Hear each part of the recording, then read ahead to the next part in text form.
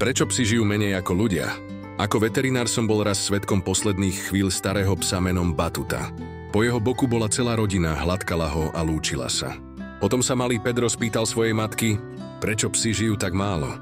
Jej odpoveď navždy zmenila môj pohľad na život. Ľudia sa celý život učia milovať, byť láskaví a verní. Psi to všetko vedia od začiatku.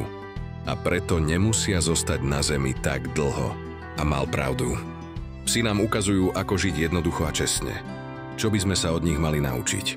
Pozdravme svojich blízkych s radosťou, užime si jednoduchú prechádzku a čerstvý vzduch.